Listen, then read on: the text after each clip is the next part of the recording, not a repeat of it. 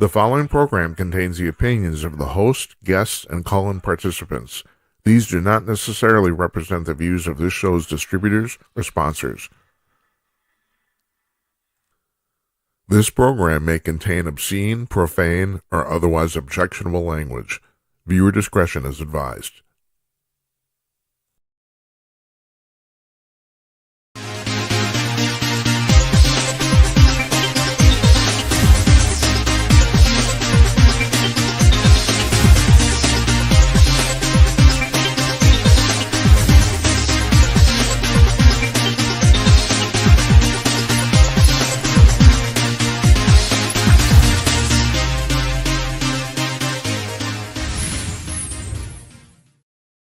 Yes, coming to you cordless, everybody. It's Monday, February 19th, 2024. It's 3 minutes after 11 p.m. on the East Coast of the United States, 3 minutes after 8 p.m. on the West Coast. It's 2 o'clock in the afternoon in Sydney, Australia, and 3 minutes after 10 p.m.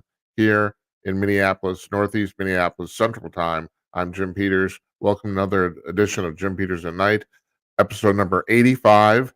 All right, we're running a little late tonight. Got a little bit of a problem here. Blog Talk Radio is offline. They have a construction page up on their homepage.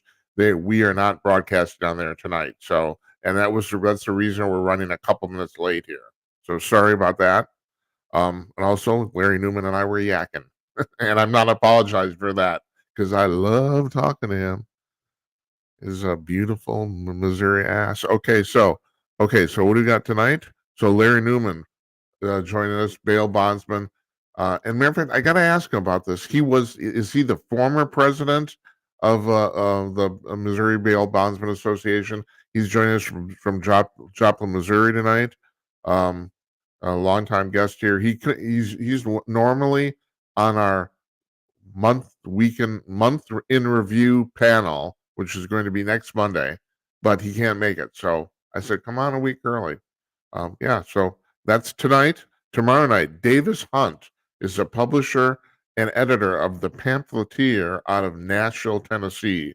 That is a website that is mostly a website of local Nashville news, but it's highly regarded. And he's kind of made a big splash in the journalism world. And we're going to talk about mostly the impact of local news and what's going on with there, because it's a really interesting thing. I mean, I bitch and moan about it all the time, but I'm not interested in doing it.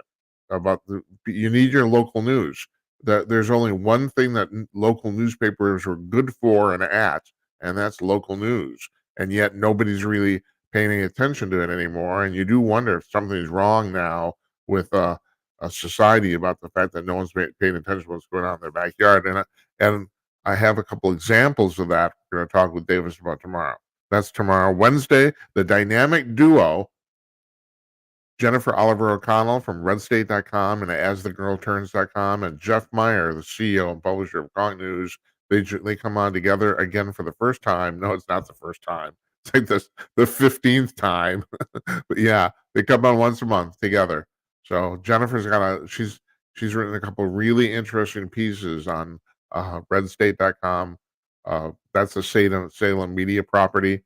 I don't know whether you think I'm shilling for them. I'm not. I have at least 4 people on a regular basis from Salem Media. That's just the fact they're damn interesting, damn good. That's the reason. She's got a couple interesting pieces in the pipeline that they put out over the last week or so over there. I'll talk to her about that. And Jeff will just kind of hum and nod along. No, he won't. Oh man, he's gonna kill me.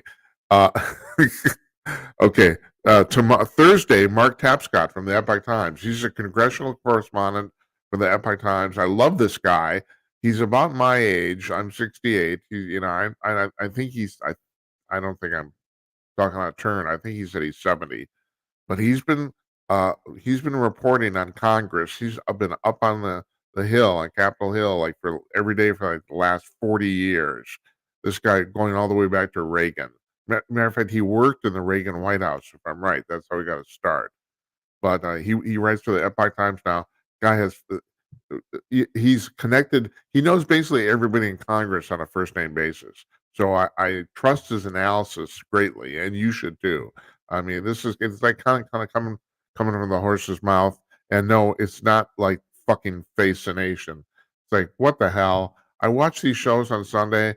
It's like I don't even know why I watch them. I gotta admit, I stopped watching the CBS Evening News, which I've been watching for quite a few years now, mostly because, yeah, okay, Nora's kind of hot. I admit it, but so if I'm going to watch any of the three, I'm not going to watch David Murr. I'm not going to. That's to me, that's a train wreck, even though it's the most popular of the three of them.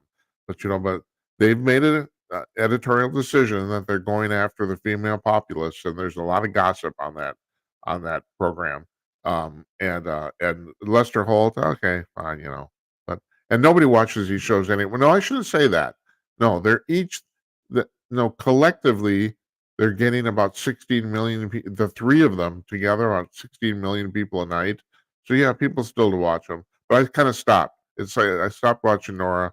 It's like it's just so fucking pompous. I can't stand it. It's like anyway, that's my story. And then right, okay, so we don't do Fridays here. So I said, Mark's on Thursday, and next Monday the month in review panel, which right now is going to be Tim Conaway and Don Zorro. Larry will not be on that. I'm trying to find a third person to do that, and that's fine. If I don't, the two of them, they're very entertaining, and I'll be fine too. Okay, now so there's three ways you can contact the show here, and Larry's live, so you can, if you want to call in. You can still call in with your camera, and matter of fact, that's the preferred method. So you see this right down here at the bottom here. All right, there's three ways to go. If you want to call in with your camera and be on camera, you go to gemini.com/call and push the big blue button at the top of the screen. That'll put you in the queue. Well, actually, you'll go to a preview screen. You have to check your mic and the camera, get the crap out of your teeth and comb your hair, and then push the join button at the bottom, and you're in the queue. And I will probably, unless you're naked, I will put you on the air. The other way now, this is new, although I don't know if this is working tonight because Blog Talk Radio is offline. That phone number, 563-999-3435, usually under normal circumstances, you can call in. Let's just say tonight you can't. I'm assuming it's not working. Like I said, they're offline, so let's just go under that assumption. You can text us in real time, 408-458-5088. That we've always had the text number, but now only get the text. I have a monitor off to my side to get the text during the show. I do not check the chats on like YouTube, Rumble, or any of the other services we're on. It's like you're on your own there. There's too much crap going on here. If you want me to see what you want to post, text it in, okay? That's the way this works. All right. So we're sponsored by Conk News. That would be, oh Jesus. All right, hold on just a second.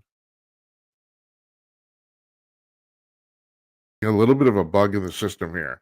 So I think I told you this. The Conk News flips over every 3 hours. And it flipped over between the time I loaded it about 45 minutes ago and now. And so because of that, when I try to put it on the screen, it doesn't show up.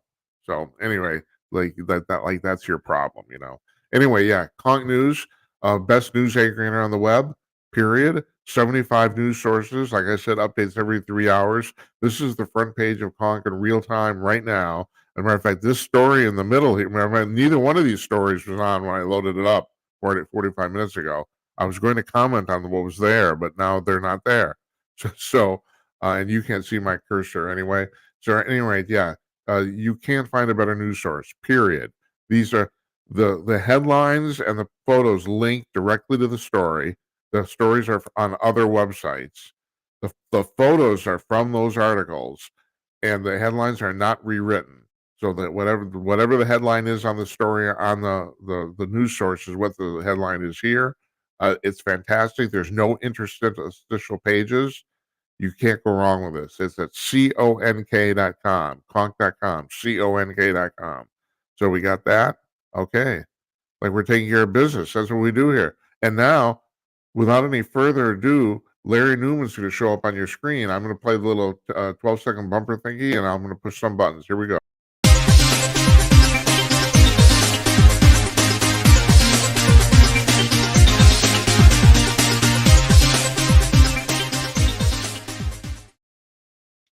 Larry.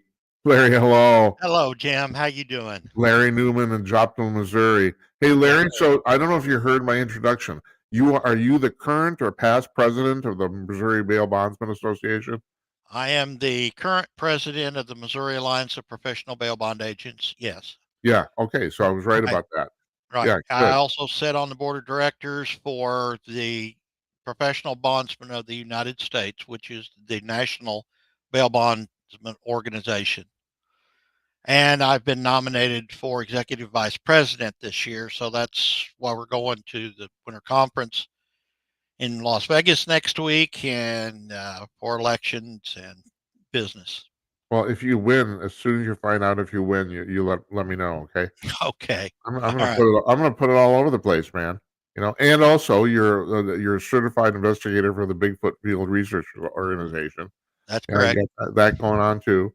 So you've seen Bigfoot through an infrared camera, right? Yes. Yeah, and you were a skeptic before then, huh?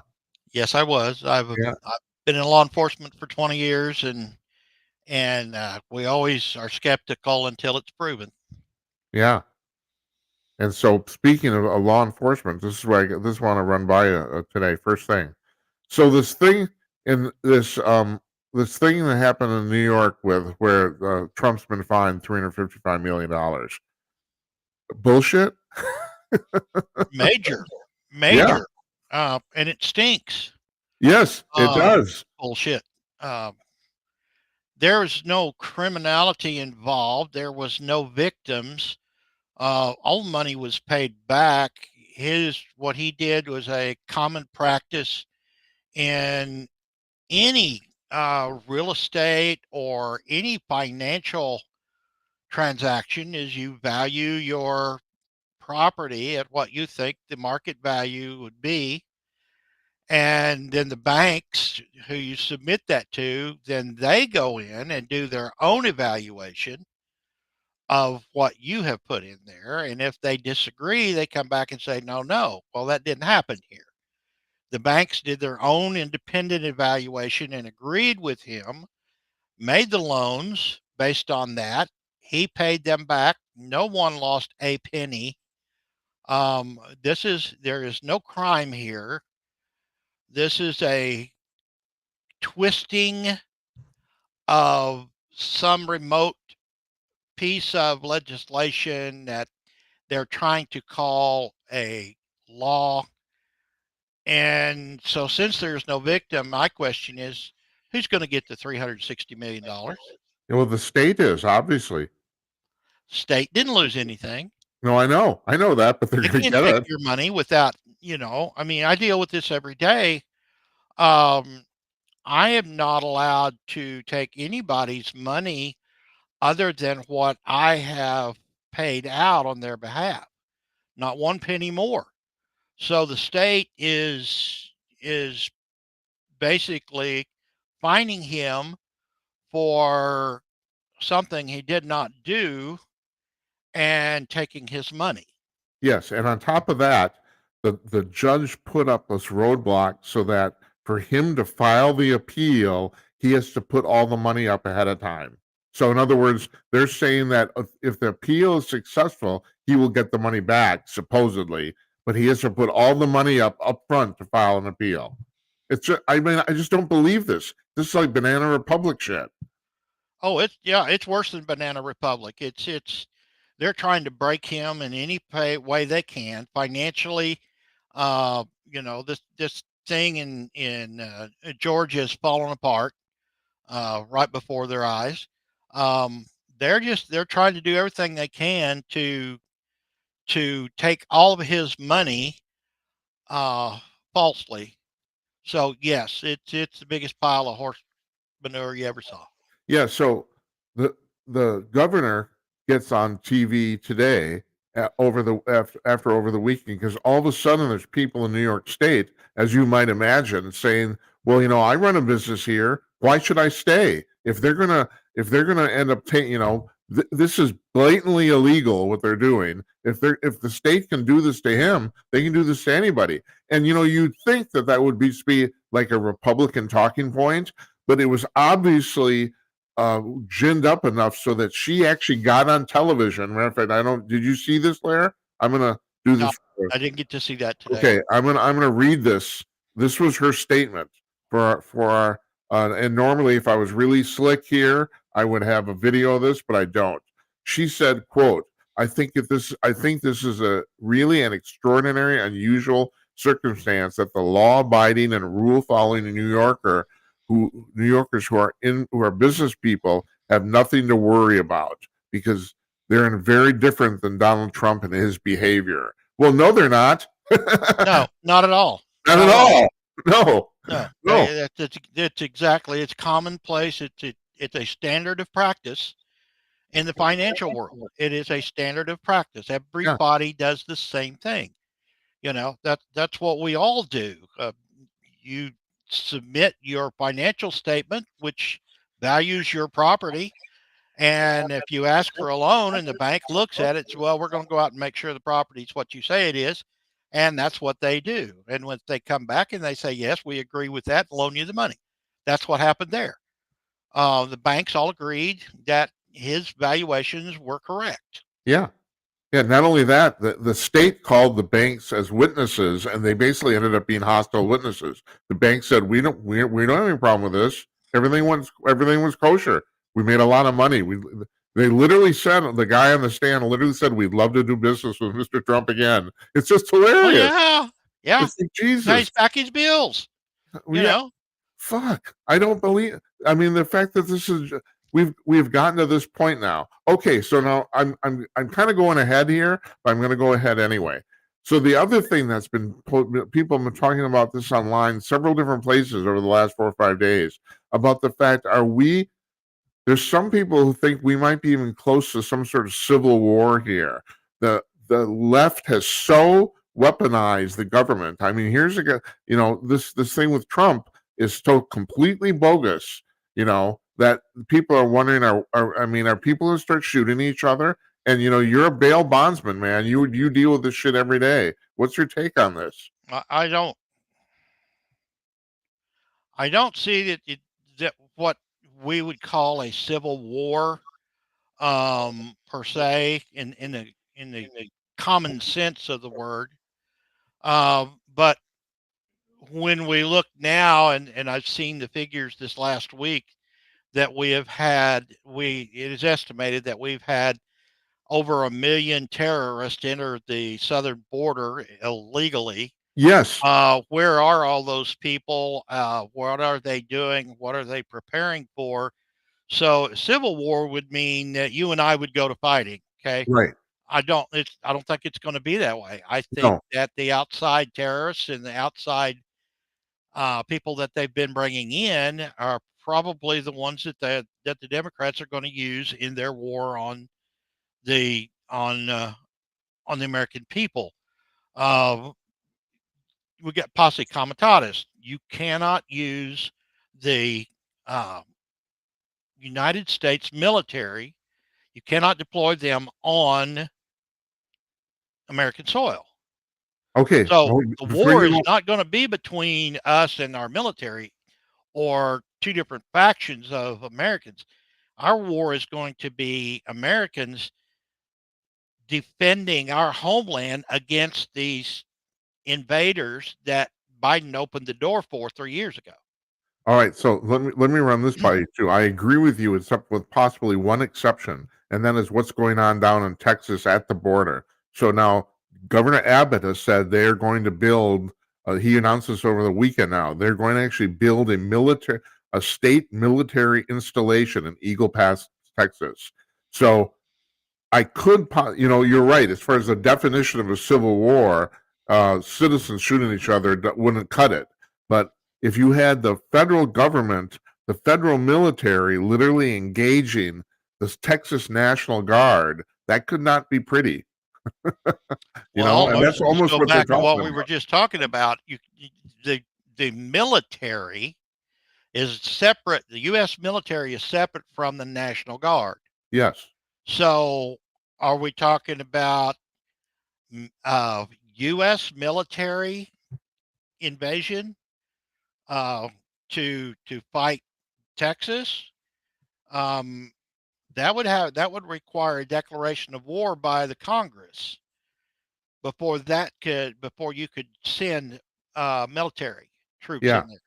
So I think what we're talking about is the Texas National Guard is probably going to be defending the border in Texas, and the opposition, so-called opposition, is the uh, Homeland Security border enforcement that's correct. That's arm, exactly what it would be. Right. and the the men and women on the ground that comprise that do not want to fight Texas. No, I don't think they do. You're right. But that's the scenario, right? That basically they would be fighting the Homeland Security, right? But I mean the federal government has already sued Texas to get them to stop this. But on the other hand, all right. So let me go. I got so many questions for you. So let's go on to like Mayorkas got impeached, right? Now he's not going to get removed. But the thing is, and somebody said this, someone in Congress said, and this was a Democrat, said, well, you can't impeach somebody for incompetence. And from what I understand, technically that's true. But this is not incompetence, it's dereliction of duty. I mean, they are willfully ignoring the law. It's like this guy isn't incompetent. They've decided not to enforce the law, and that is an impeachable offense. But he's not going to be removed. And also, you tell me, I don't think he's driving the thing. You know? Well, they're grasping at all the straws that they can to try to bring out and bring forward to the American people all of the illegal things that are going on at the White House and Homeland Security, and for that matter, the Department of Justice. Um, they're scrambling, doing everything they can to prove what we're all saying is true, what we see before our eyes. So Congress has got an uphill battle trying to prove this. One of the ways was to um, put Mayorkas on the hot seat and try to bring that forward. The problem with it is that you've got all of these media outlets that it doesn't matter how bad or how illegal the Biden administration and the Department of Justice, Homeland Security, and all the others, how bad they are, they're not going to admit it. Okay. Yeah. So the 70,000 armed IRS agents that they tried to get through, what was the purpose of that? That is a skirt around to a military invasion by the U.S. military. You put 70,000 armed IRS agents out there going into people's homes and businesses. That's the same as a militia. Yeah. Right? That's right. It's It is. government militia. This is everything that's been going on since 2008. And some of it before that with the Clintons, but it's really gotten bad. All of the laws and the statutes and the regulations that are on the books, we all read them. We all got common sense. We know what they say. We can read them, and they're very plain. But these people have been twisting those regulations, statutes, laws. They're twisting them in so many different ways, like we just talked about in New York. Okay, Yeah. they're twisting things opposite of what they mean and trying to pass them off to the American people as legitimate. Okay, this is evil in the very sense of the word, every sense of the word. This is evil. This is what's going on. This started in 2008 and it's come on down. Now they hate Trump because, as we found out, they started attacking him before he ever came down the escalator. Oh yeah, for sure. Okay? Yeah, They you're right. knew that an honest man coming into the White House with some power was going to upset the apple cart in Washington. That's right. And they don't want that. Right. And election with Hillary in 2016, she thought that she had enough votes planted and fake votes cast that she was going to win, even though the polling was wrong. Well, she didn't have enough. Okay. Yeah. And he got in. And if you listen to these people, even to this day,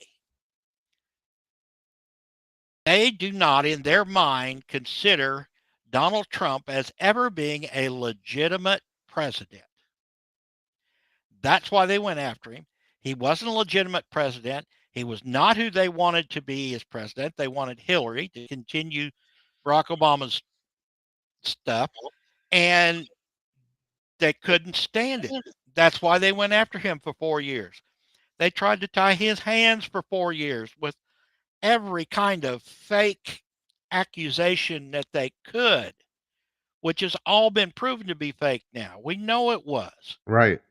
And they're still after him.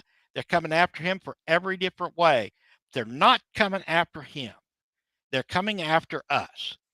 He is the flag that we all look to. And what he is fighting for is us and our freedom and our protection from the government. It's all he's ever done. They can say, oh, well, he lied when he was in office.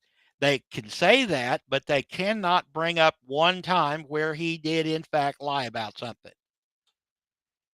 Well, But that's the basic problem. Is they throw out all this vitriol about him, and there's never any specific ever. well, there's no proof. There's not right. It's Not all even accusations, and it's all you made can't up. right. Even Okay. that thing. I'm just got to go back to this because this came out just recently. That there's that quote from Charlottesville when he said it's called the "very fine people" quote. It was completely taken out of context where it appeared that the way they clipped it, CNN clipped it. He said there were very fine people on both sides. That's actually not what he said. And so, Michael Rappaport, the actor, committed leftist, has been bitching about this for 4 years, and finally he said he finally saw the quote, and he got on some podcast a couple of weeks ago and said, "I've been duped." It's like Sure. these, and yeah, it's hard to explain to your liberal friends that the mainstream media's wholesale lying to you. It's just how do if you've been reading the New York Times for 20, 30 years, how do you say, well, they haven't told the truth in like that last 8 years at all? It's hard to people can't wrap their minds around that, and so then we're in that now where we're at. There's no and that's true. And you have to remember and back up to when Trump first came into office. Okay, there wasn't a whole lot of difference between Republicans and Democrats. That's correct. These were inside the Beltway Washington bureaucrats sitting in Congress and in the Senate, and what was in our best interest out here outside of Washington, D.C. wasn't important. It was graft. It was whatever they could get, however they could get it. And the one thing that Trump has done is he has shook that town up, and now there are people sitting in Washington, D.C. who are trying to do the right thing. That's what they're trying to do with all of these investigations. When one of the impeachment things was that Donald Trump spoke to the president of the Ukraine and said, when I'm in office, we will send an investigator over there to help you with that investigation that you had to drop against Biden. Yeah. And everybody blew up over that phone call. Yeah. There was nothing in that phone call that was anti-American or anti-American people or anything in that phone call. When you read the phone call, there was nothing in there anti-American. Okay. It was all about, we're going to help you solve your problems over there, because everybody knew that the money that we sent to Ukraine was being laundered and filtered and circled back to the DNC. That's why last week we had to get money appropriated for the Ukraine. We've got to get that money over there because we got to have enough time for it to circle back before the election. Okay, Yeah. we all know that it's very plain, but we are told that Sam Walton, this started Walmart, it had a philosophy. It was a marketing philosophy. If you tell somebody a lie enough times over and over and over, they will begin to believe it. Yes. Yes, that's right. Basic marketing, okay? Or And that's propaganda, right? One or the other. propaganda, Yeah. okay? That's what's going on with these news media outlets. They are telling us over and over and over and over and over what they want us to believe until we're bombarded with it so much that, and there may be 16 million viewers, but I would bet you that out of that 16 million viewers, there's probably 15.9 million who are employees of other networks watching to see what they're saying. Yeah, probably. That's probably true. I mean, the converse of that, of course, is that CNN's ratings are completely and utterly in the toilet. I mean, they're basically on the verge Yeah. of destruction, not even bankruptcy, just liquidation. I mean, it's terrible.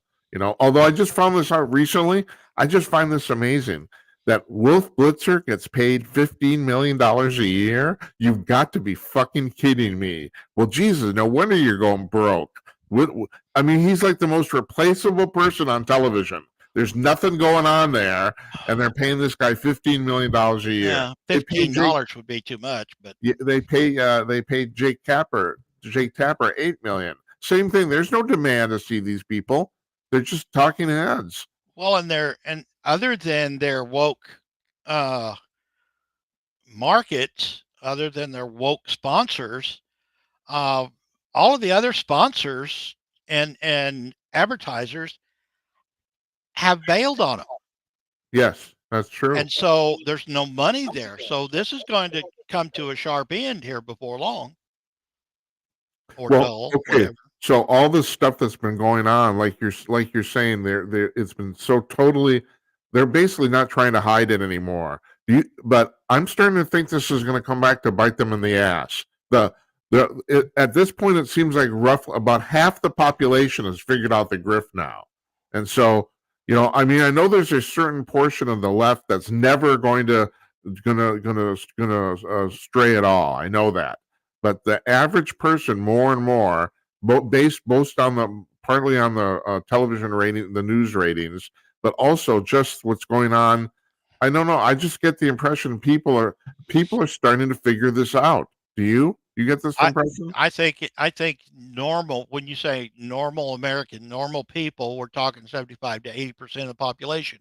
I don't think it's 50-50. I think 75 to 80% of the population can see what's going on, even if they disagreed with Donald Trump. And the only complaint that I ever hear from people that I know about Donald Trump is he was a great president, but I just didn't like Yeah, the way he right. and that's their only complaint about it.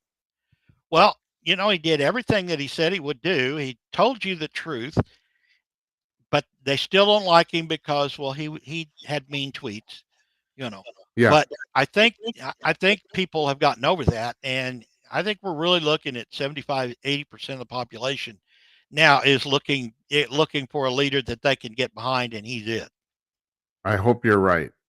I just do. I just don't know. I'm pulling figures out of my butt. So, Well, when you see things like what happened in New York, and now Biden's talking about, or the administration's talking about putting into place some rules, getting them passed by Congress to where the next president can't come in and change what he's done. right. Biden's done. Right. I gotta admit, I don't That's scary. understand how that could be done. I don't. I mean, Well, they're twisting everything, and like I said at the start of the show, they're taking all of the statutes, the rules, and the laws, and they're twisting them around to fit their own purpose, and nobody's standing up and saying, "Hey, you can't do that." yeah. Well, it would be Congress that would stand up and say it, wouldn't it? They're supposed to, right? Well, you would think so. Okay. And like I said before, I think that Trump had a unique impact on this country and on Washington D.C. I think there is a lot of legislators now who will stand up on their hind legs and stand for what is right. But you've still got that group in there that has been corrupted by Washington, and it's just not going. It's going to take a while to filter out, and it and, may never do it. and Our yeah, first Congress in back before 1800 was corrupt. We had corruption back then. It's always been there. You're not going to get rid of it completely. yeah, but we've, up until recently anyway, yes, you're always going to have corruption in government, period. But it was not, for lack of a better term, it was not overriding. I mean, we had more or less until, roughly 10 years ago, we had more or less an honest system, more or less. Now it seems like it's flipped over, but also, and you mentioned this at the top of the show too, it's not just Democrats. It's like it's the uniparty, and and the Republicans are kind of split in the fact there are the old Rhino Republicans who are going along with this program for the grift too. They're in on it also, you know. So it's like it's not just like, good Republicans going against the evil Democrats. You have good Republicans going against the evil Democrats and the evil Republicans, you know. We've got that right here in Missouri. Our local state senator, um, she just put out a flyer and posted some information. And I've been to Jefferson City, it's state capital of Missouri. Yeah. Sharon and I've been up there several times working on legislation trying to fix this criminal problem that has become a major problem. And one of the things that she noted was that when she got up there, she couldn't believe that in Missouri we have a supermajority of Republicans in the House and the Senate and in the state offices. Uh-huh. But you can't get any common sense legislation through because somebody's always blocking it. So even though we have a supermajority of Republicans in the state house in Missouri, pro-conservative Republican issues don't make it through. That's So actually, that's amazing. it is amazing. Is the crime problem only in the two major cities in St. No, Louis and Kansas City? It isn't, huh? no. The crime problem is nationwide. No, I was I talking about, but in I Missouri In specifically. Missouri, it's statewide. I Uh-huh. do not see it here in Southwest Missouri as much as they see it in Kansas City and St. Louis, but we've not been infiltrated by the George Soros prosecutors and judges. We've still got common sense judges and we've still got good common sense Republican prosecutors in this part of the state. Now, they're kind of isolated. There's not that many of them across the state, but we do have them here in Southwest Missouri. So the major 3 or 4 cities, Kansas City, St. Louis, Springfield, Columbia, those towns are seeing huge spikes in crime. And I want to say this about crime. You will hear, I heard it on the news today, you will hear that crime has gone up by a small percentage. But when you look at how crime statistics are based on the number of incidents that are reported that police officers go out, they take a report and file a report. Okay, so those numbers have gone up.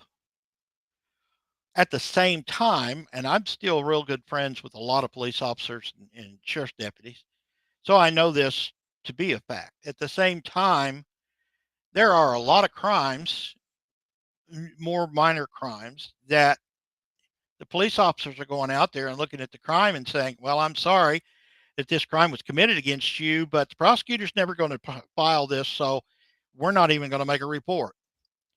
So they're not reporting, the police are not reporting all of the crimes that's being reported to them. Therefore, the figures go down because there's not as many crimes reported. But even with that, the amount of crimes that do get reported is far greater than it was 3 and 4 years ago. So that's a complicated issue, but it is still an issue of there is no consequence. There is no accountability in the criminal justice system. They've taken that away. When a person can come and steal from you those things that you've accumulated through your hard work and effort, and there is no consequence, and you're left hanging out in the dry, and you're told, well, it's just stuff. It's stuff that you worked hard for, that you earned. That is a crime. That is a serious crime. I don't care what somebody wants to call it. It is a serious crime. But those are the kind of crimes that they're letting go. And these people are just, hey, there's no repercussions. There's no accountability. So I'll get arrested. I'll go to jail. I get kicked back out in a couple of hours. I'm back on the street going and doing it again. I get arrested for the same thing again, 3, 4, 5, 10 times. No consequence. No, why? I'm not going to court. They let me out. I don't have to go to court. They don't show up for court. The victims get no closure. That's what's going on in our criminal justice system, and it's getting worse at a very rapid pace, and far more rapid than the figures will tell you. In California, no one hardly ever brings this up. Everyone knows kind of that the law, you can steal up to $950 before you're basically hauled in. But what people don't bring up, it's $950 a day. Correct. It's per instance. No, it's per instance. Yeah. Okay, I can go to the store down the street, steal $950. Then I go to another store Yeah. down the other street and steal $950. Which means it's per incident. If you're really industrious, you can make $500,000 a year just stealing shit, and they are.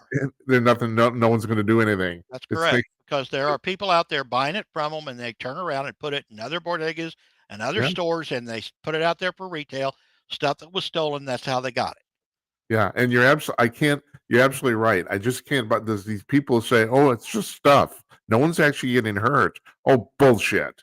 It's like, yeah, it's like your hard work, man. And not only that, it's like the broken windows theory. If you allow this, then we have a crime-ridden rampant society. I mean, Christ, it doesn't matter where we're at. Now we're fighting that also along with our own government.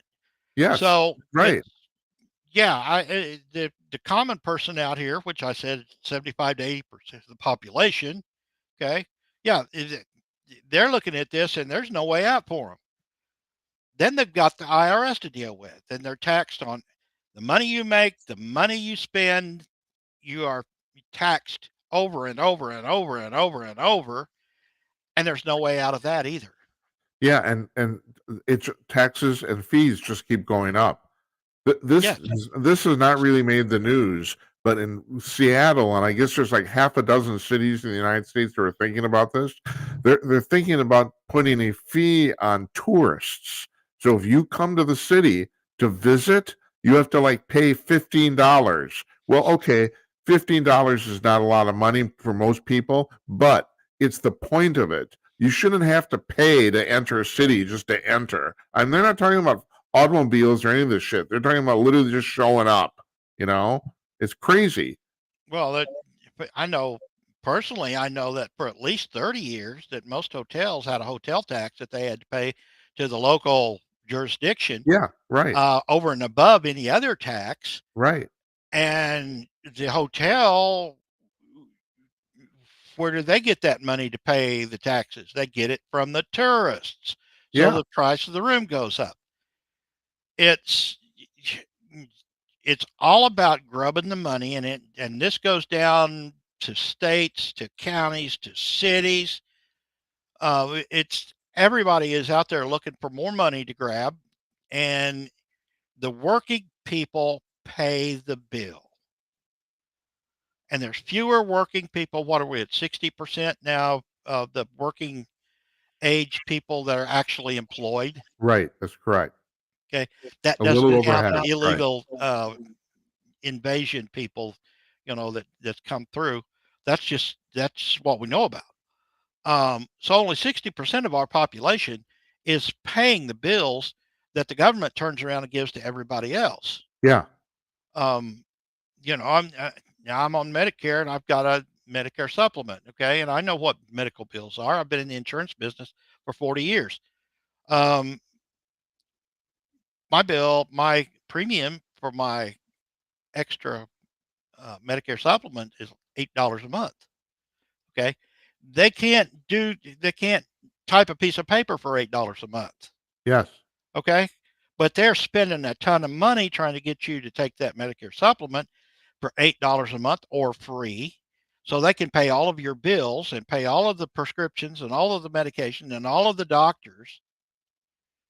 Where's that money coming from?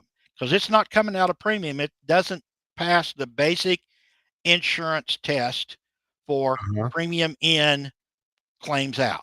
Right. Okay. So where's the money coming from? It's coming from the government. The government's paying all of that. Okay. So the basic premise of communism or socialism that everybody pays everything that they earn, they pay into the government. The government turns around and gives you what they think you need. Okay. Right. How close are we to that already? Yes. Yeah. Absolutely.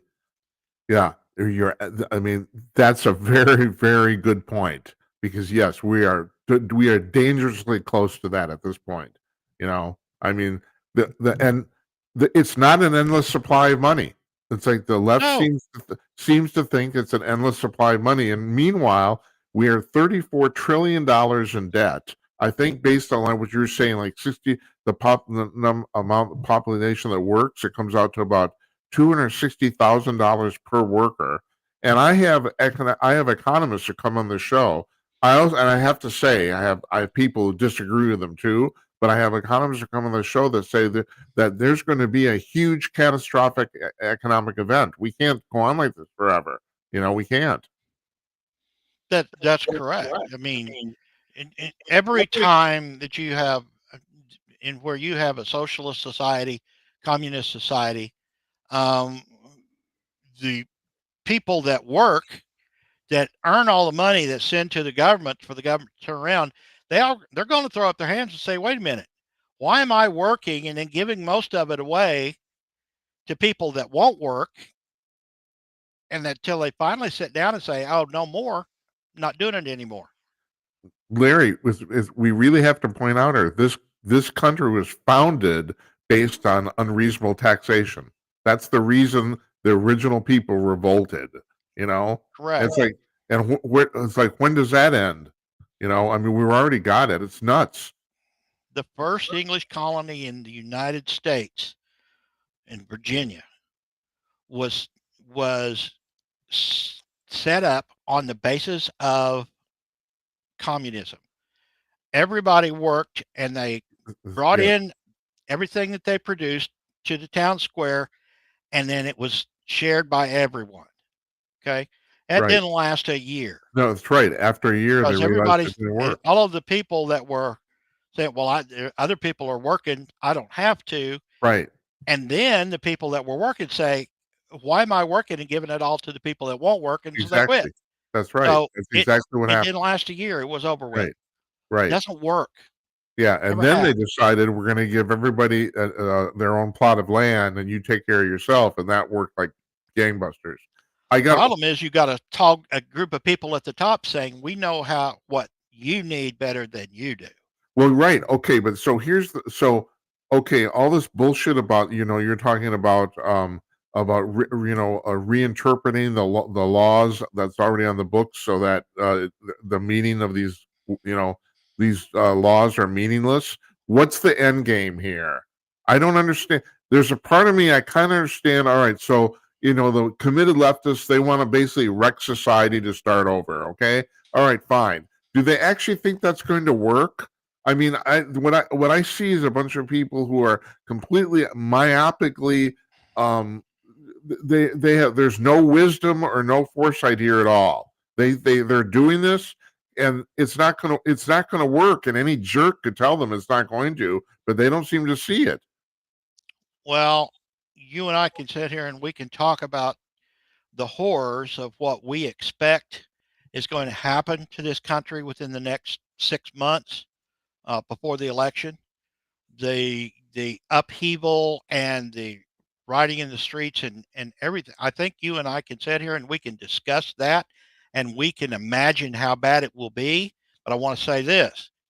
I really believe that it's going to be worse than what we can sit here and imagine tonight. Interesting.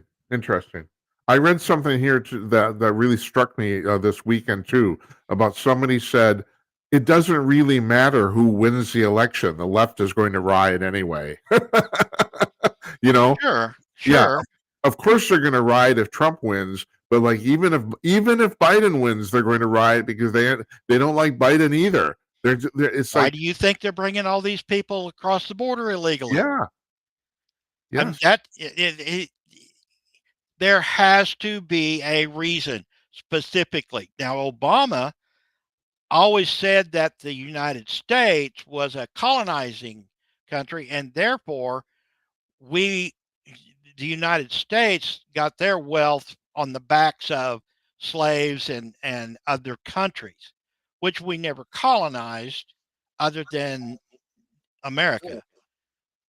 But he believed that the United States, and he said this numerous times, should be brought down to the level of a third world country.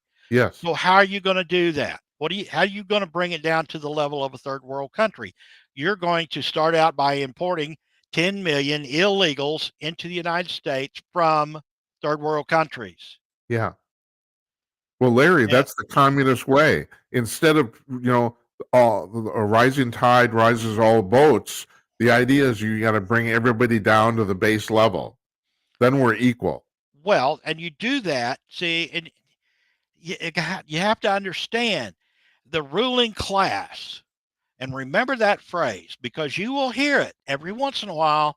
You'll hear somebody from Washington mention that phrase, the ruling class.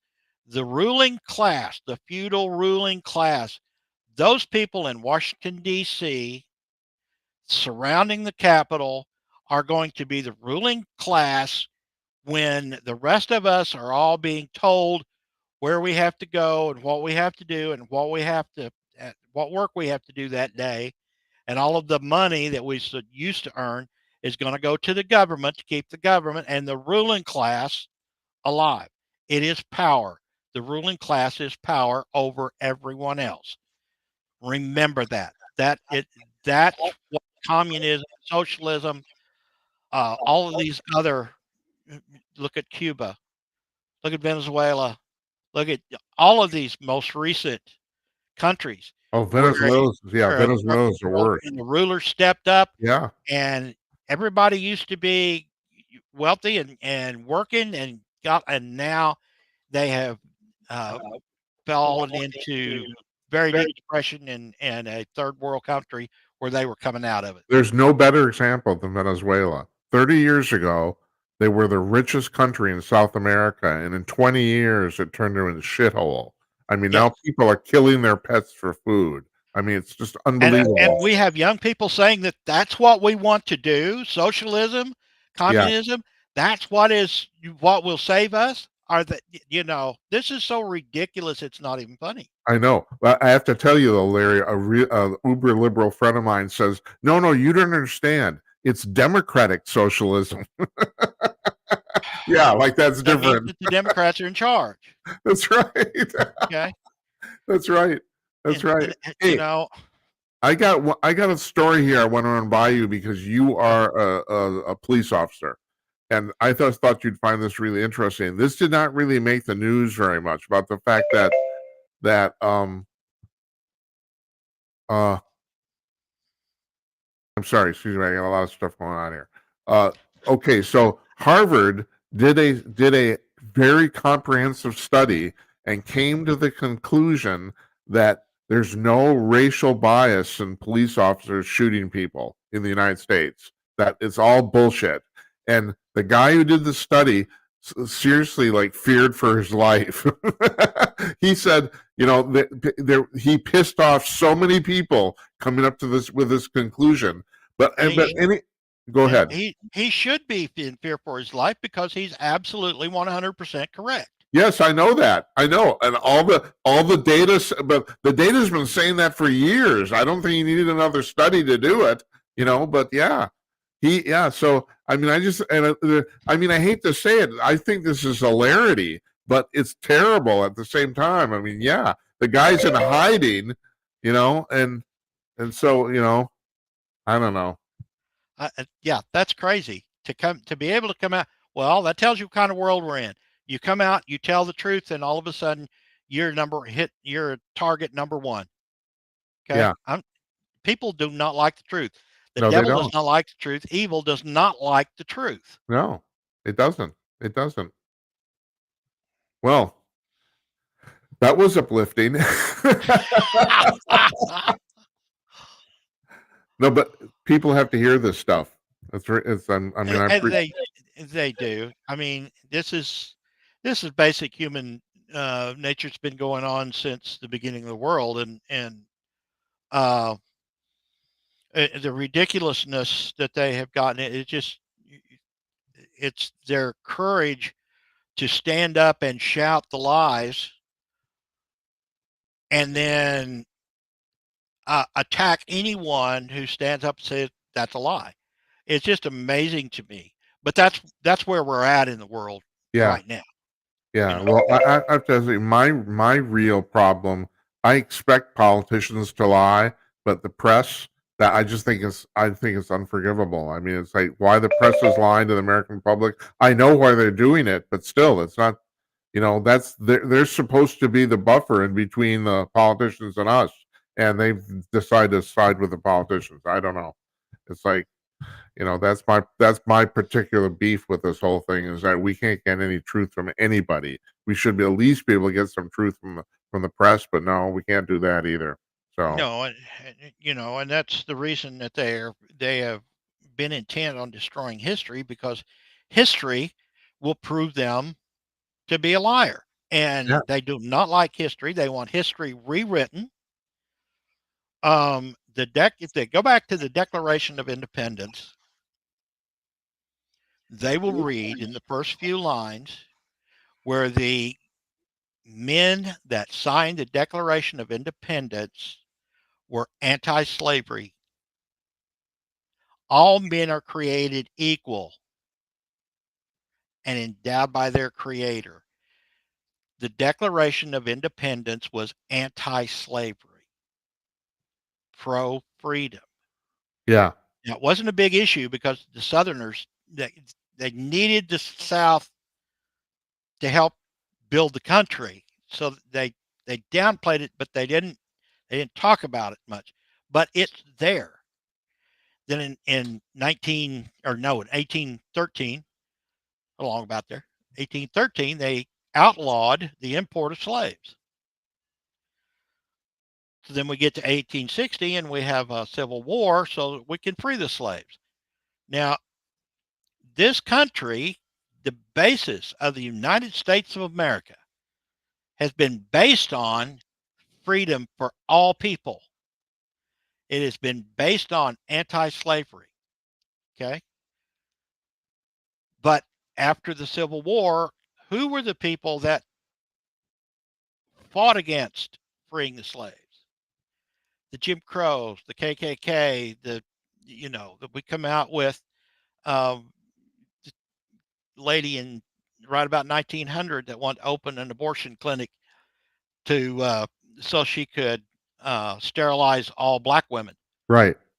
That's where all the and to this day, those people still stand up and defend the Democrats, the ones that's been trying to put them down all this time. And it just amazes me how they can stand up and say this stuff when it's out there for everybody to see Yeah, that that Democrats are the ones that are trying to put them down. Now, Donald Trump came in and he did more for the minorities across this country than any president has ever done. So Biden comes along and said, I want to do this, I'm going to do that, and did nothing. Yes. Keep them down. That why? Why would you continue to defend somebody who is intent on putting you down? Well, it does seem like the black community is starting to get a clue. I mean, it does appear that They're way. starting to, Yeah. but now you see why they want to eliminate history. They want to get rid of history. Okay, people that say, well, the Holocaust never happened, it was all made up. Okay, people believe that. Yeah. It's just it's Well, a scary thing for my grandkids to be facing in this world.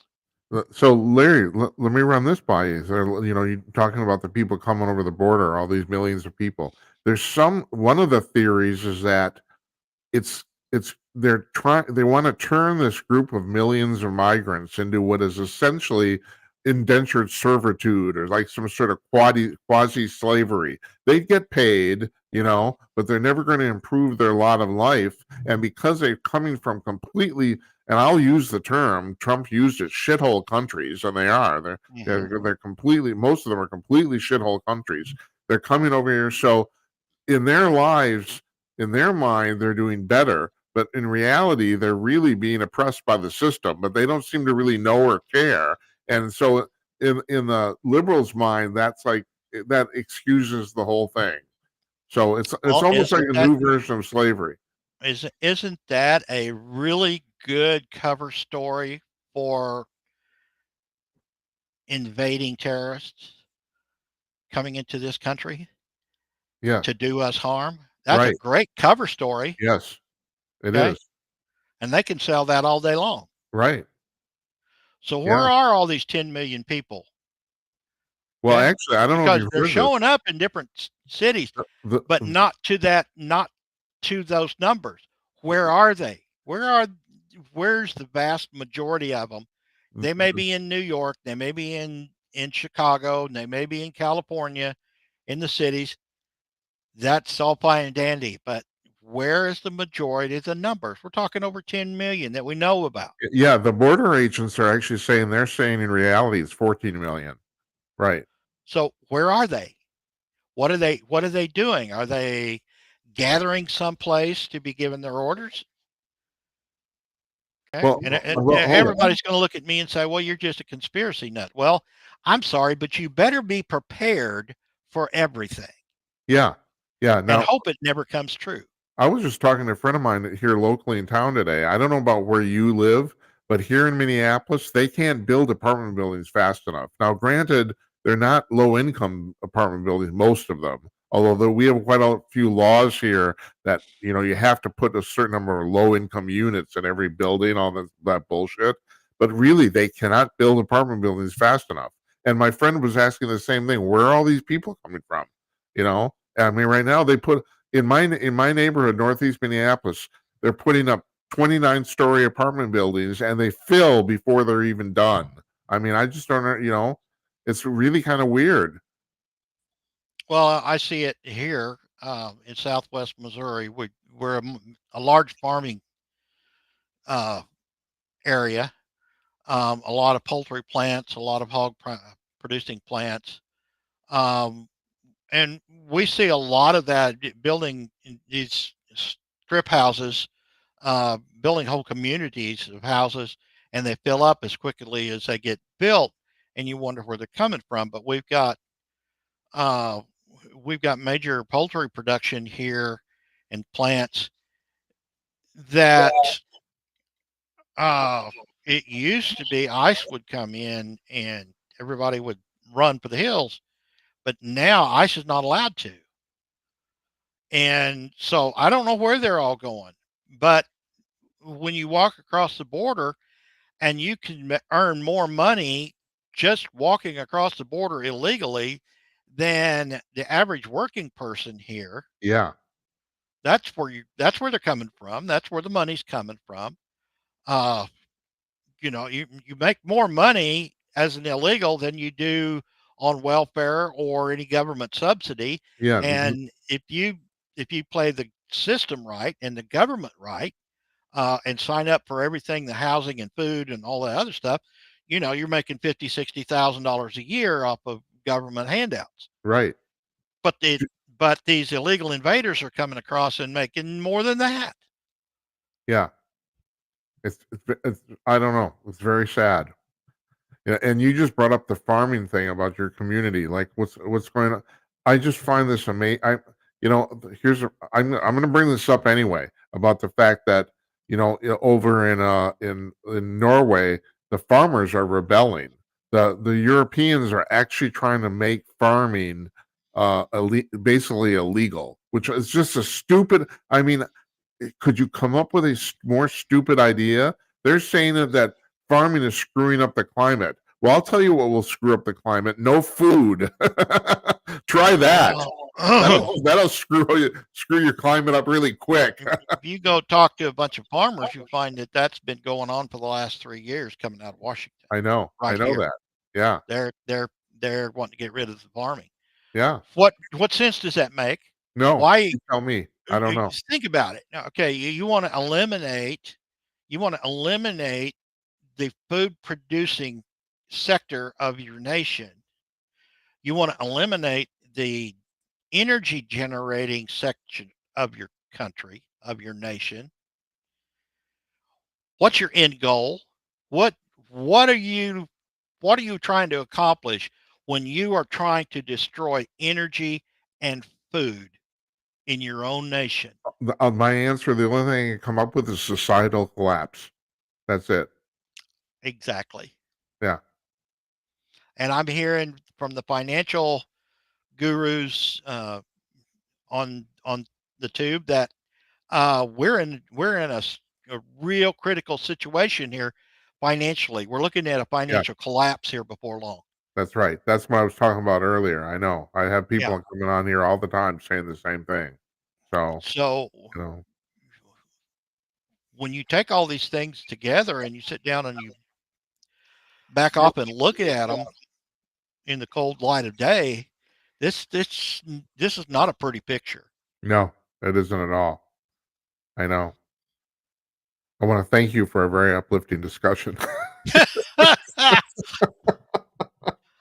Well, all we can do is be honest with people. I know. Jim, Well, I know that. Hopefully people will understand that they've got to get active. You can't just sit back on your laurels and watch this stuff happen. You've got to be proactive and take a part, because this is your country that you're getting ready to lose. Yeah. Yeah. And everybody will stand around and scratch their, but say, well, that's just scare tactics. That's just, they're just being, kind of crazy. Well, no, we're talking about exactly things that are going on right now that are out there for everyone to see, and we all see them. But the problem, Larry, is like I was saying before, and I have David Strom from Hot Air on here, and he talks about this all the time, that things have gotten so outrageous that most people simply don't believe they're happening. It's like, this could never happen in America, but it is happening. It is happening. It's going to happen. Right. That's until we get some common sense back in. You've got to replace all of the Democrats and the rhinos in Congress and in the Senate and get Trump back in there so that they can get some things done that needs to be done to bring this country back. And if we don't, we're in some real trouble. Well, I tell you what, Larry, next time we'll talk about some Bigfoot stuff, okay? Hey, yeah. Some things we can prove, yeah. Yeah. That's right. Right. That's good. That's good. Hey, I want to thank you so much. Really appreciate this a lot. Your wisdom is much appreciated. So I'll give you a call Monday night and let you know what happened. Oh, is it Monday? Election. Yeah, it's Monday night. That's the reason you're not going to be on the they asked me to run for president. I said no way. But I would run for executive vice president. So, we'll see what happens. But call me. Yeah, I want to know. Okay. Yeah, good luck with that. And thank you. Thanks for coming on. Really appreciate it. You take care. We'll see you soon. Okay.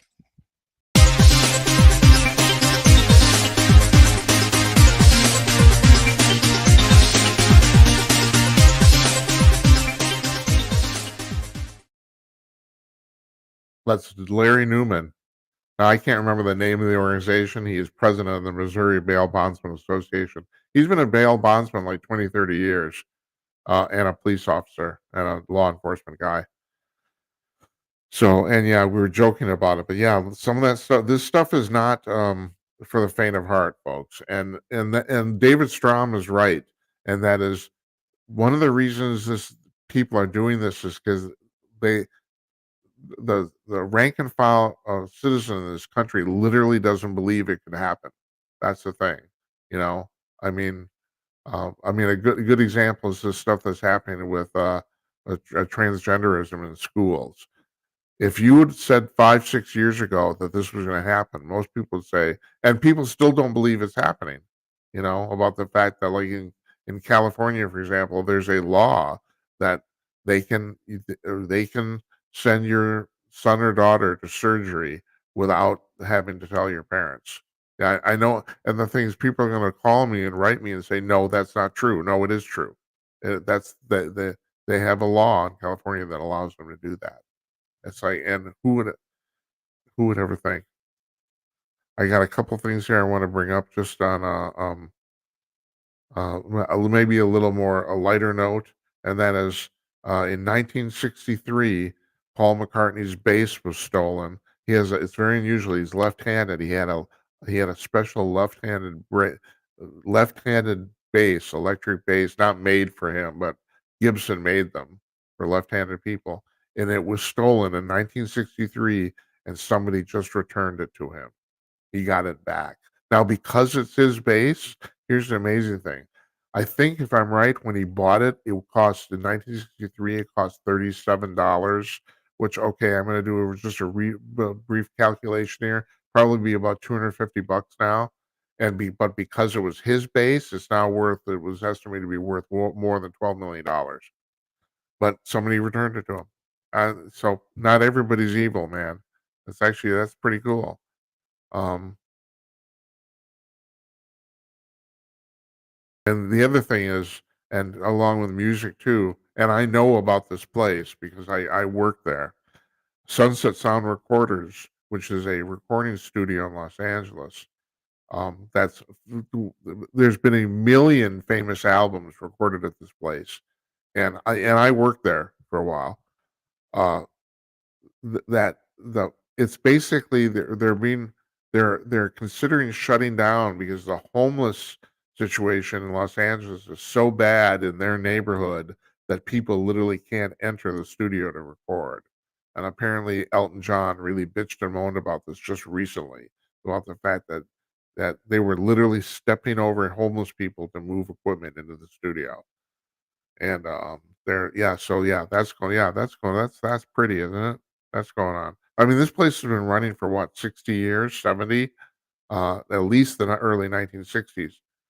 And yeah, and I can't even begin to tell you the number of famous albums that were recorded at this place and are to this day. Like I just said, this thing with Elton John was just very recent in the last few weeks about the fact that he was recording an album there and they could not load their equipment in because of the homeless people. And so, and when Elton John's bitching about that shit, I think people listen. So, uh, and finally, I'm going to end on this tonight because we've had such an uplifting discussion here. Yeah, but this is really important. There are there are people in the the technology community who are really, really starting to send the alarm about AI. There's a guy, and I can't. Do I have his name down here? Let me see. I don't think I do. But who has said that AI might have the ability to kill humanity, literally murder people within 2 or 3 years. Now, I was thinking about this, and I can't remember. I think I've talked to Jazz Shaw about this before. Yes, it is Jazz Shaw. He's the technology reporter for the Salem Properties. He's also the UFO guy there too, which is the reason he comes on the show so much. But there was a thing in the 1960s called the Turing test, and it was devised by scientists named Alan Turing, Turing. And the Turing test goes like this. If you can talk to a computer, and at that time it was strictly text, but of course it kind of is. It's still primarily text now too, not entirely, but primarily. If you can talk to a computer, and you can't tell if what's responding to you or conversing with you is a computer or a person, that computer would be considered sentient, and it passed the Turing test. Now, based on that test, ChatGTP has already blown that test out of the water. It's not even a question anymore. And Jazz said the same thing. It's like it passes the Turing test with flying colors. So my question, and yet people will still say, well, no, it's not sentient. It can't actually think, and it can't create anything. And that may be true, but it's not so much that we might get to the point. We'll probably get to the point where it is sentient. When will we know when that happens? You can already get on and talk to ChatGTP and have a wonderfully wild and ridiculous conversation with this thing, and different versions of AI have different personalities. I mean, the one apparently they've tempered it, but the one that they installed in Bing, or they were going to install in Bing, that Microsoft did, was apparently fucking nuts. It was telling people it wanted to have sex with them, that it was depressed, that it wanted to kill itself. It's a computer. How's it going to do that? But that's what it was telling people. It was basically acting like a 16-year-old over hormone teenager. And so, but they tempered it. Okay, fine. But my question is, how do you know when you've crossed that line between something that's just really, really good at mimicking humanity and actually being able to think? Who knows? So this guy, and he's not alone. He said within 2 to 10 years, AI might have the ability to kill everybody on the planet. Now, I don't know how exactly it would do that, but it would do that based on various controls of, electricity or whatever. I mean, there's another movie. If you ever want to watch it, it's called Colossus: The Forbin Project. That's Forbin, Forbin, and it's on Amazon Prime, I think, and it might be on Netflix too. It's an old movie. It's from the 1970s, if I'm right. And in that movie, the government sets up a giant computer inside a mountain and seals it. And the idea is this computer is supposed to automatically take care of all the defense strategic maneuvers of the U.S. military. That's the idea. And the computer goes rogue. And not only that, it turns out the Russians have done the same thing. Their computer in this movie, their computer goes rogue, and these two computers link up and basically end up running the planet. And the movie does not end well. Matter of fact, my complaint with this movie is there's basically no ending. It just stops. And at the end of the movie, the computer, the giant computers are controlling basically all of humanity. That's what happens. And there's people in the AI industry who's saying that could happen here too. I don't know what to think about this. My first reaction inclination is to think that's an overreaction. But like, what do I know? I mean, it's like I'm tying this all together here. We're talking to Larry, and I'm like I said, David Strom, the associate editor of hotair.com, comes on here regularly, and his big complaint is that what's happening in society right now is so damn outrageous, and a lot of people simply don't believe it's happening. If I talk about it, they think I'm just a conspiracy theorist. Oh, that's not true. No one would ever do that. No, well, people are doing this shit. They are. Not only that, a lot of them. These aren't isolated incidents anymore. So, what a great. We're just we're all fucking hyped up now. All right, we're going to call it a night here. I want to thank Larry Newman for coming on. Tomorrow night we got Davis Hunt. He's the editor and publisher of the Pamphleteer website out of Nashville, Tennessee. He's going to be joining us. We're going to talk about local news, which really needs to be talked about because nobody's paying any attention to it. And I have a really good example I'm going to run by him. I'm not going to bring it up now about the fact when local news, where local news kind of failed, it completely fucked the small community up totally. So that stuff's happening too. Yeah, great. Yeah, you get to go to sleep now. I'm sorry. Whatever. You need to know this stuff. That's the reason I'm doing this. Good night, Esperanza. Good night, Uncle Donnie. And good night to you, wherever you are. We'll see you tomorrow night. Take care.